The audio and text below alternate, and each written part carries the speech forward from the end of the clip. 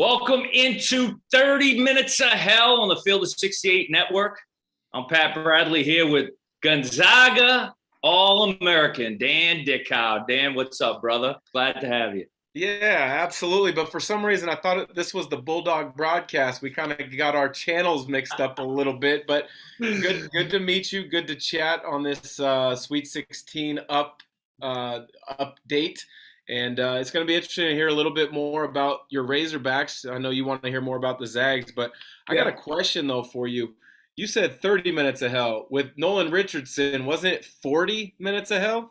Dan, we're in our 40s now, brother. We can't go for 40 minutes. We gotta, in another 10 years, if we're still doing this, it'll be 20 minutes of hell, then 10. And I'm trying to spare you as much time with me as possible, considering that's what, people seem to be doing now. I can't get anyone to return my calls. I'm surprised you did now, which I'm happy about. So you're going to the game. You're going to be in San Fran. Yeah, I'll be heading down there tomorrow. Just going to go to the one game and then fly back quickly just to be back with my family. Would love to be there the whole weekend. I know you want to be there the whole weekend, which means one of the two teams, unfortunately, won't be. But, yeah, I'll be at the game tomorrow night on Thursday. I'm in Charlotte, North Carolina. We get the SEC Network studios here. So we'll be recapping after Thursday, and we'll see what happens. But I'll start off with my take with the Hogs and Gonzaga, and just a couple of things that I was paying attention to, and maybe why I felt like, as you know, and this isn't a surprise nationally, just because of how overwhelming and how good Gonzaga has been, heavy favorites. And when I look at Arkansas, for Gonzaga fans who aren't aware, Arkansas has gone through a change in their entire style. From the beginning of SEC play, they dropped a few games, and they were trying to outscore people. All of a sudden, Coach Musselman changes the entire mentality of the team. He inserts older, more physical guys, and that's really been their thing. They've led the SEC in defense ever since he's made that change. It was like 3 or 4 games in. He inserted a guy named Trey Wade, Kamani Johnson. These guys don't care about scoring. Their DNA is physical, right? The shot goes up, they're looking for a body. That's what their DNA is. So it helped because some of the other guys who are their offensive weapons, it became very clear everyone's roles and identity. And Coach Musselman, although he only has like a 7-man rotation, 8-man rotation, he coaches like an NBA team. Yeah. I know you're familiar with Coach Musselman. He was at Nevada. But how he manages minutes, guys, fatigue, fouls, and just his whole approach to it, scouting reports and stuff, is really from an NBA standpoint. So initially, when Arkansas made that move, man, every time they played at their best, it was bully ball. They were more physical. They beat you up. Their strategy, they make more free throws than anybody in the country. They get out and they'll get you offensive rebounding.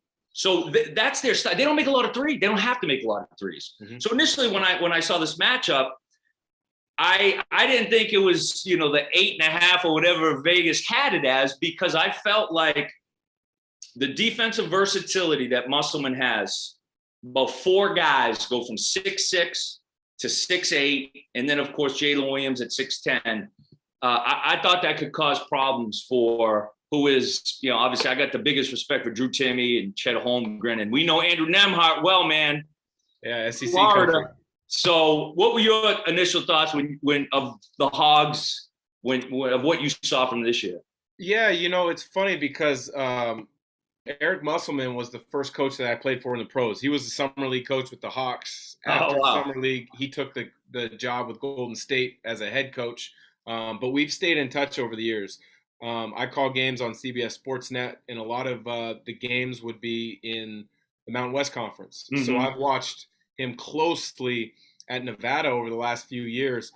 And I haven't watched him as closely with Arkansas just because, the SEC basketball kind of isn't as big a thing on the West Coast for us fans as it is for obviously you guys. But when you're kind of describing his season, it makes a ton of sense, because what I saw at Nevada was a short bench, and it was designed to be a short bench. If you crack that rotation, you know you're playing. If you're not in that rotation, you're not playing, which is very true of a lot of pro coaches. And I think his pro background has also allowed him to look at the game plan, pick apart one or two things that he absolutely loves of what his team is doing well at the time. And now with Nevada, it was a ton of side ball screens with Caleb and Cody Martin, or duck-ins with Jordan Caroline.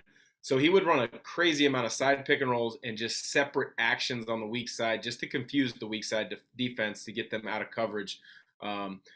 You see that. I haven't watched Arkansas enough closely to know if that's what they're doing right now, but I would imagine he finds one weakness in an opponent, whether it's a certain type of coverage, whether it's a particular individual he wants to go after, and just as a good pro coach, going to run it time and time again and go at it. Is that what he's been doing throughout the season with Arkansas? Yeah, he has. And I don't know if you heard this. It went viral on Twitter. When they were playing New Mexico State and Teddy Buckets. Yeah. After the game, Coach Muss referenced how they approached him defensively. And he said he went through all his old NBA emails to see how they defended Kobe Bryant, Allen Iverson, and how for one 4-minute segment during the game, they tried to push Kobe to his right hand. Next 4 minutes, tried to push to his left hand. Next 4 minutes, they tried to do this. And so it was just a lot of understanding. I guess great coaches understand, they can filter through everything and understand what is the major strengths of a team. Yeah. So let me ask you about Gonzaga. What is Muss going to try to take away first? Well, I think one of the things that Arkansas has as a strength, or an ability to look at a game plan and use that to what one of their strengths is physicality and the versatility defensively. Too much is made about Gonzaga playing in the WCC. Well, let's forget that nonsense, because St. Mary's was ranked in the top 20 at the end of the year. They smacked Indiana by 29 points in the first round. San Francisco was a good team. They just got a bad draw in Murray State.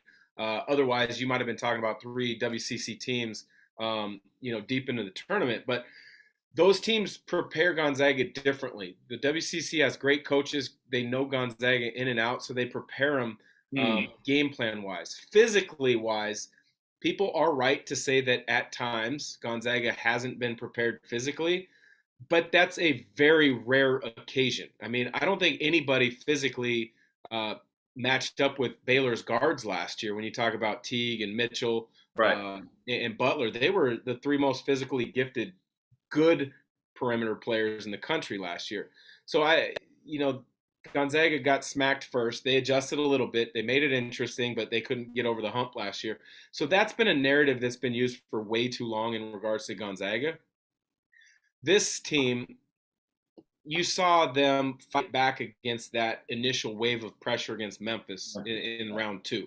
I mean, Memphis played, I thought, extremely well. All 10 guys that played in the first half for Memphis scored and had an impact in the game. They took the fight to Gonzaga early. Then Drew Timme basically came out and said that first 5 minutes, enough for that. Yeah, I'm just going to go back. I'm going to be the best player. I was scared. As a Razorback fan, that was scary. Because when he turned that switch, it was nothing anybody in the country could do to slow him down. No, you're right. I mean, he had 37 against Texas earlier this year when Texas was ranked 5th, and there was a bunch of hype around that game. He's only struggled in a couple games. His numbers haven't been off the charts in a couple games just because of Gonzaga's balance. And if they're up by 35, he's not going to go for 20. But that narrative of physical play is still Let me be clear. I'm not saying Gonzaga is soft or weak wings or anything like that. What I was saying is, like, Holmgren is so offensively skilled. Drew Timme is offensively skilled. Whereas there's a couple of guys on Arkansas's team.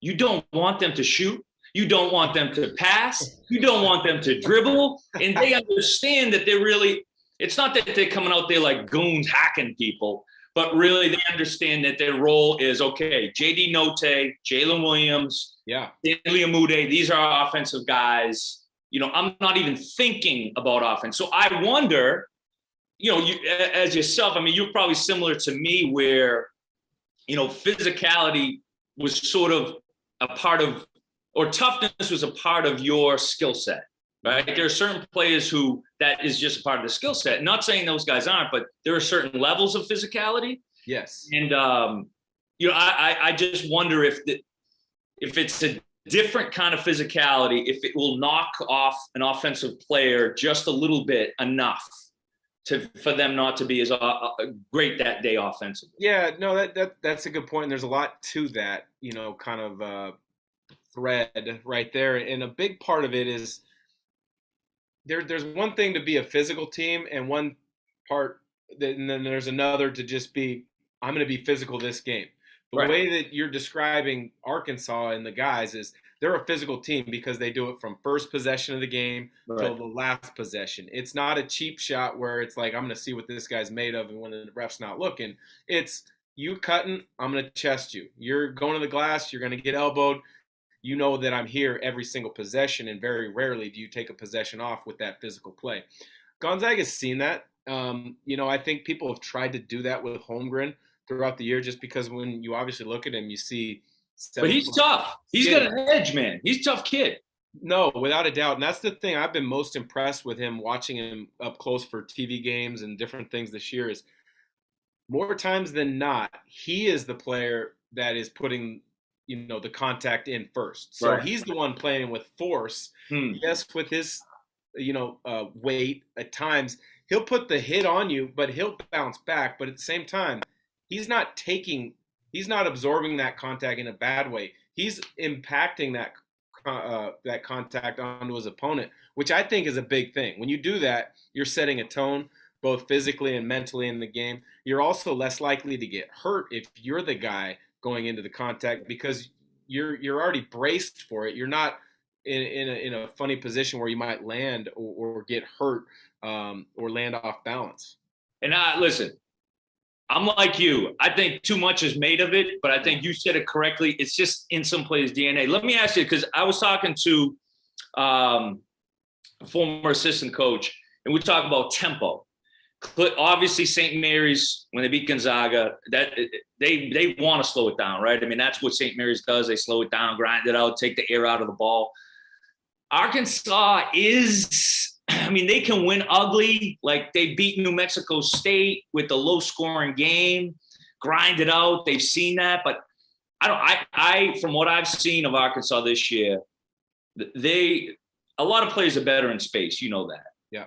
And I think JD Note is much better in space. Jalen Williams, they're 6'10", who's their best passer at 6'10". He defensive rebound. He can start the break off the dribble. He makes things easy for guys. So we couldn't figure out if we want the tempo to be faster or slower. Yeah. What you know about this game, how would you favor it either way? You know, you don't want to play fast with Gonzaga.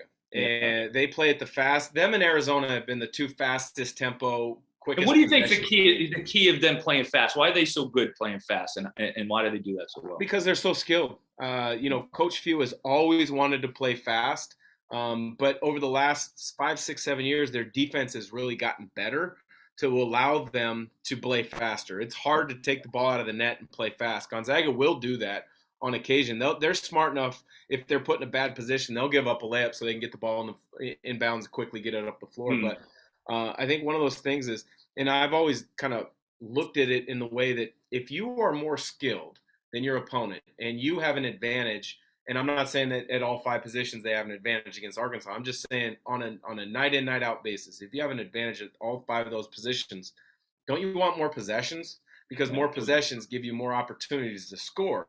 And then because they become so good defensively, that then hampers your opponent, obviously, you know, to get in the point column positively.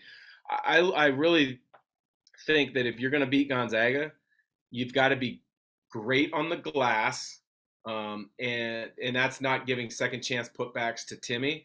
You can't give him second chance putbacks to Holmgren. You got to get back in transition and take away the easy ones. I'm talking about Nemhart gets the outlet, he'll throw it up ahead as well as any point guard in the country to a Strother, to a Timmy, somebody with an early one. But if you're so focused on getting back and stopping that, what you open up, and it's gotten better for him throughout the course of the year, is Chet Holmgren in transition threes. I mean, he'll either push it up the break and create it himself, or it will be a trail three. Right. I mean, he's right around 40%, I think, on the year from the 3-point line, but his transition threes are like 45%. He does an unbelievable job. That's the best three, the trail three, man. 100% agree with you. He does a tremendous job of discerning when to push it and stop behind the line, or when to catch on as the trail guy and shoot it. And what big who's matched up with a 7-footer is used to getting back in defensive transition and picking up 3 feet beyond the line? Nobody. Yeah. So when you look at this game, is it what would be the concern that you for Gonzaga going into this? Because I don't know yet. I tried to get a scouting report before we came on here from Coach Musselman. Yeah. He didn't text me back. He never. I thought about texting Muss this week, and then I realized he probably wasn't going to get a reply. He'd have loved it, man. Before we move on, let me tell you guys a little bit about our partners over at BetRivers Sportsbook. If you haven't signed up for BetRivers yet, now is the time, because they are offering a $250 match bonus for your first deposit. But what sets them apart is that they require just one playthrough to turn your bonus into cash money. With their Rush Pay instant approval, withdrawing your winnings is safer, it's more secure, and it's more reliable. Now that basketball season is tipping off, get in on the action at betrivers.com today, or by downloading the BetRivers iOS app. You must be 21 years or older. If you have a gambling problem, call 1-800-GAMBLER. And while I got you here, let's talk about the Field of 68 Media Network, where college basketball matters most all year round. This is a digital media and podcast network that we've been building over the course of the last year. We have shows hosted by some of your favorite players covering the program that they love the most. AJ Guyton hosts the House of Hoosier. Eric Devendorf covers Syracuse on the Scorer's Table. Dan Dickau hosts the Gonzaga Bulldog broadcast. We have Florida's Patrick Young and Duke's Andre Dawkins and North Carolina's Shammond Williams and Michigan's Stu Douglas and Illinois' Deion Thomas. The list goes on and on and on. We have more than 30 shows right now. So hit the links below and check them all out. And while you're at it, make sure that you go check out the Field of 12 Media Network, your home for college football. So I guess Stanley Amude, 6'7", is going to start on Chet Holmgren.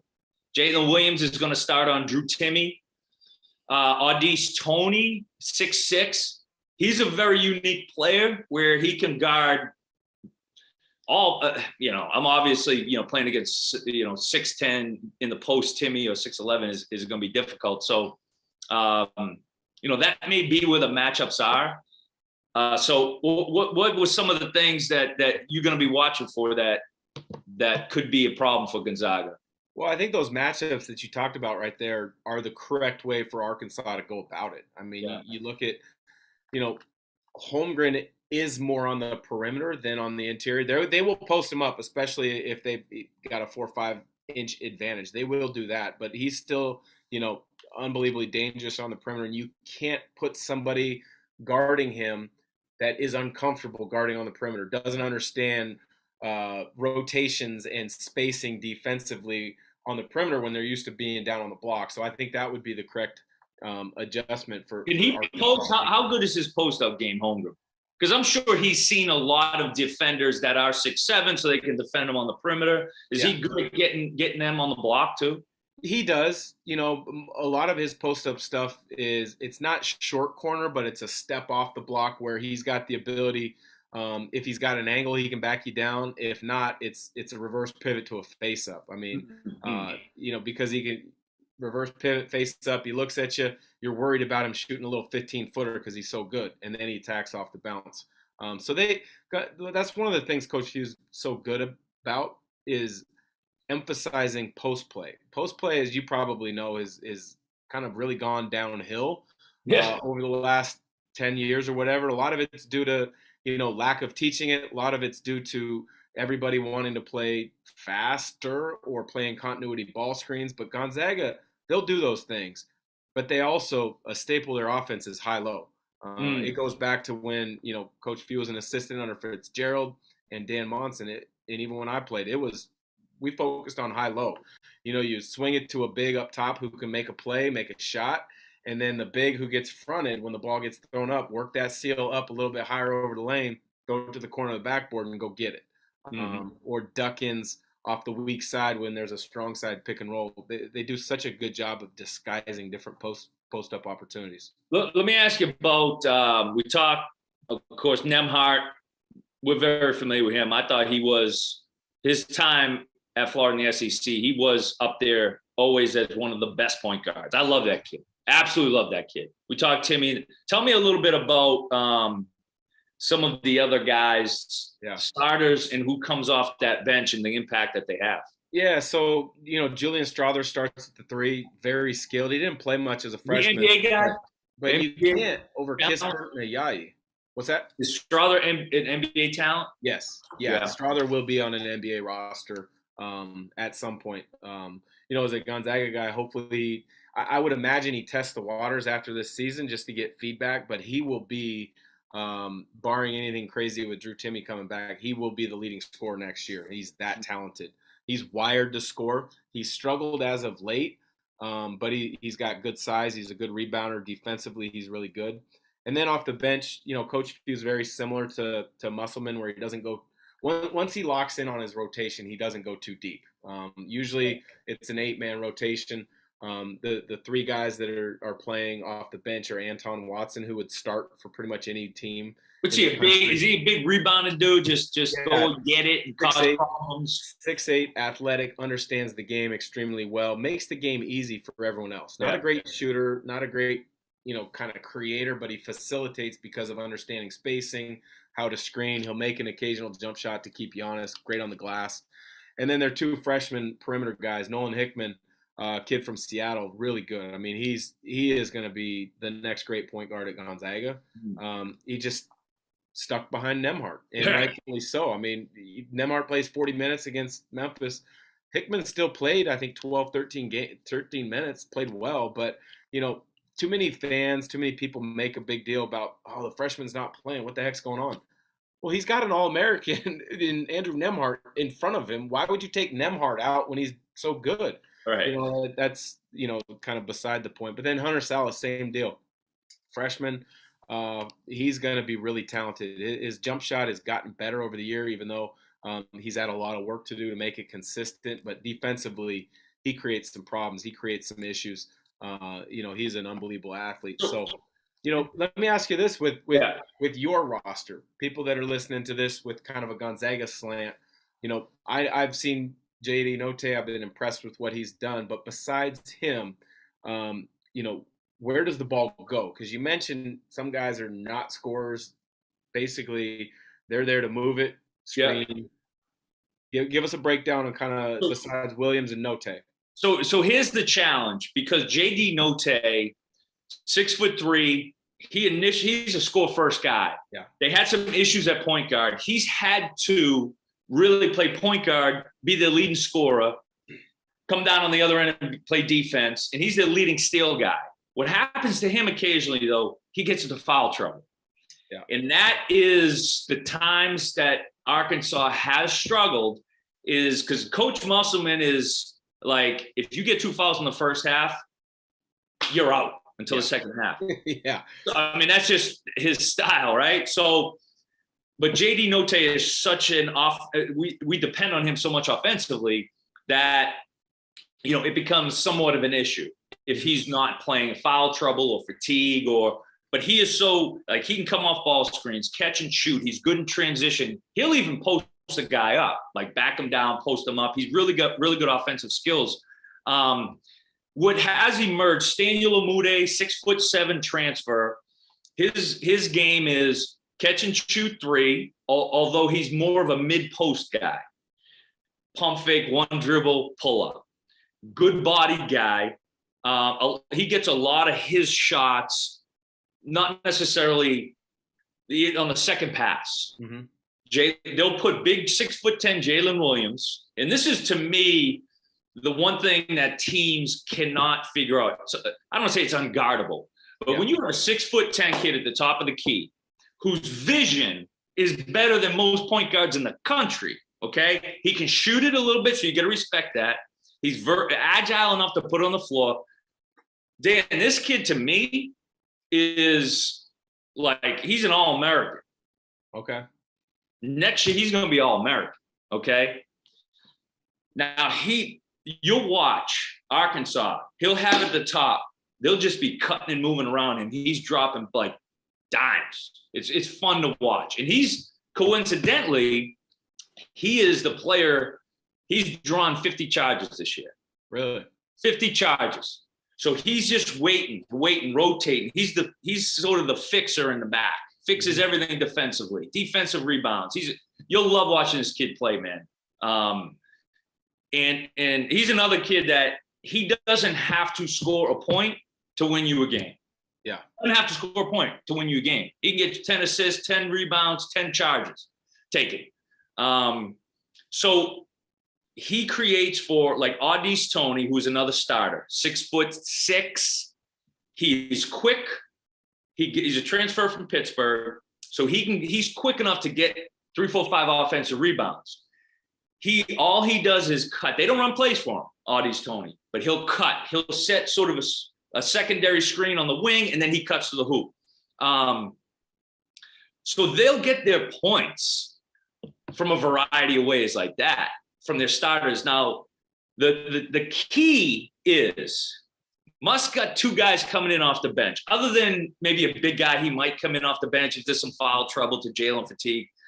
But Devontae Devo Davis. Yeah, I remember him. He was big in the tournament last year. I really liked his game. The light, Dan, he was a freshman last year. The lights came on. You know, sometimes you watch a player and like the lights come on. Yeah. In his head, like the light bulb came on. Well, the lights in the arena came on, then the light bulb came on. I call him Mr. March because he played huge against Vermont. So he's 6'4". I mean, his arms go from sideline to sideline. Yeah. When that light bulb is burning bright, he can come in. He can take anybody off the dribble, shoot over them, lefty. He can shoot from the 3-point line. So if he is engaged, he gives you an offensive punch. He gives you defense. And then the other guy they got is Chris Likes, transfer from Miami.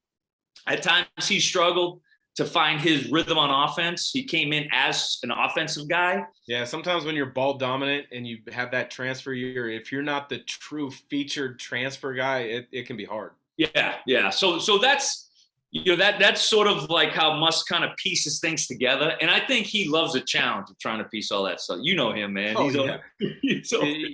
That's the thing with Coach Musselman is every coach that's in the Sweet 16 prepares, right? Yeah. Coach Musselman may over-prepare if that, can be a compliment, I guess. I know, having gone to some of his shoot-arounds when he was at Nevada calling games, he's as unique as they come as far as knowing guys learn in different ways. Sometimes you learn by reading.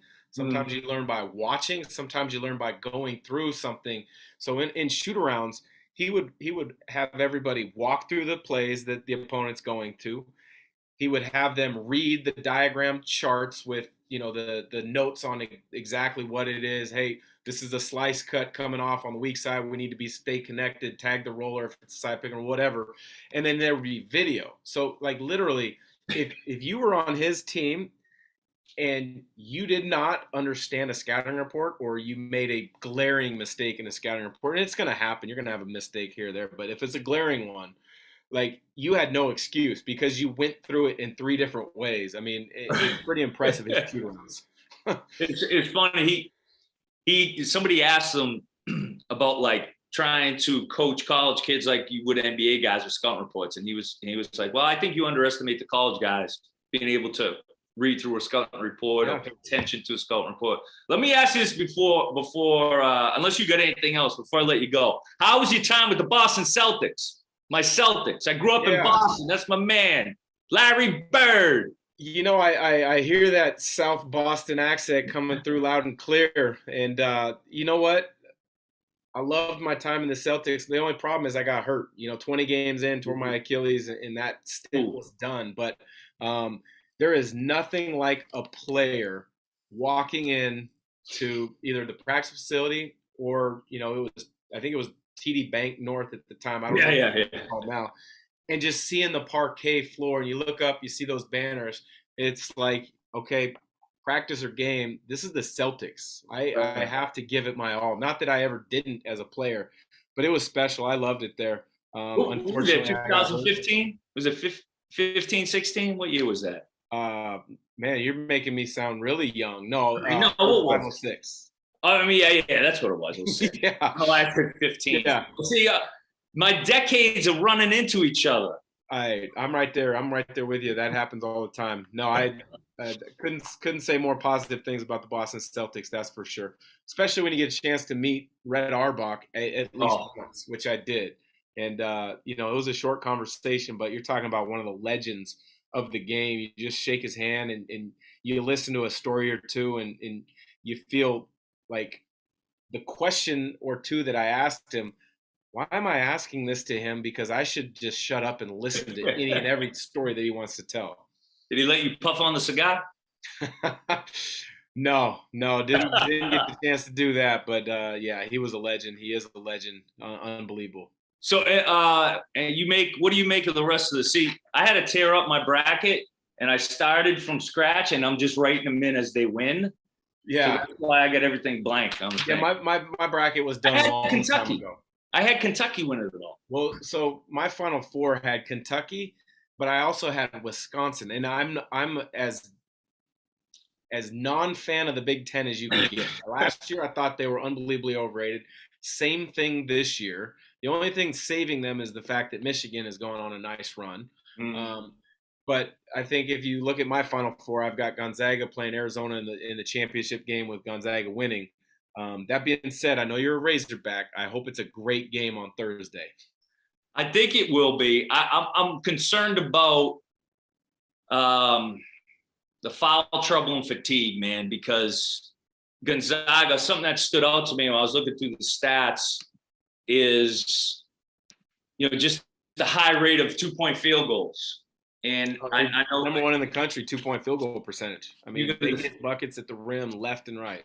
Yeah, so you got to defend that. I'm worried about Jalen getting in foul trouble, having to deal with Drew Timme. It is what it is. You got to be able to manage that and play through it. So it'll be fun. It'll be fun though.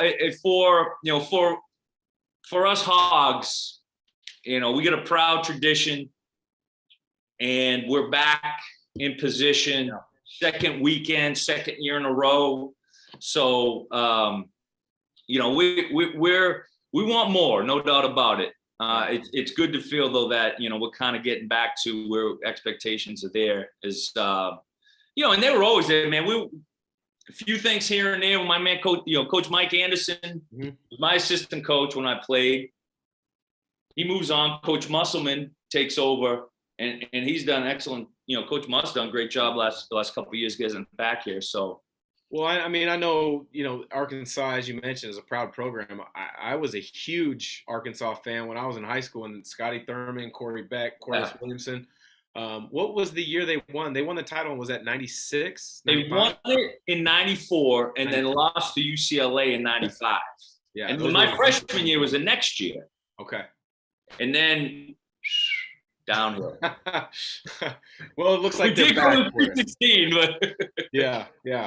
Hey, how do you feel about just overall Gonzaga and the national? I mean, you're getting the respect now, and I think for years it was, how good's Gonzaga? They don't even have a national championship. I mean, do you feel that you're getting the respect that you guys deserve, even without a national? Yeah, I think so. I mean, you're still always going to have your critics, regardless. I mean, shoot, Kentucky and Duke and Kansas, they've still got critics to this day that want to nitpick on the little things that are perceived as not being good enough. But Gonzaga, I think over the last 6 years, has the most NCAA tournament wins of anybody. 7 straight Sweet 16s now.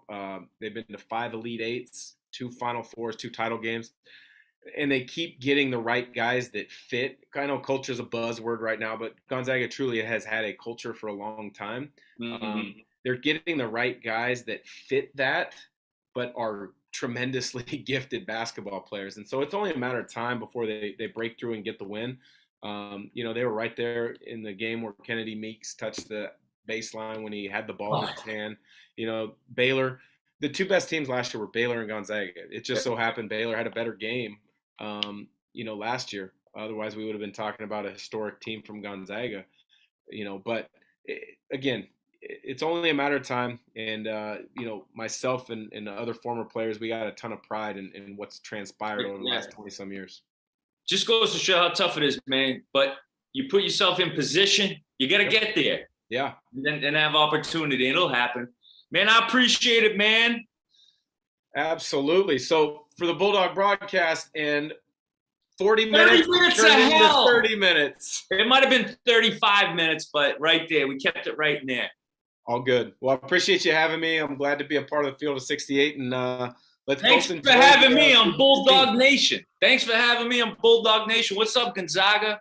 Love to go to Spokane one of these days, hang out. Go get some. There's a great spot in Spokane that if you ever get here, you got to check it out. Jack and Dan's right off campus. John Stockton's dad, Jack, owned it for years. John's backcourt mate now is the owner of it. It's one of the best sports bars in the country, put it that way. Only if I get the Dan Dickau seat. You know what I mean? I would need the treatment like you get down there. Hey, I haven't. It's one of my favorite spots. I've got family activities. I don't get there as much as I used to. But if you ever get into town, let me know. I'll make sure you get taken care of.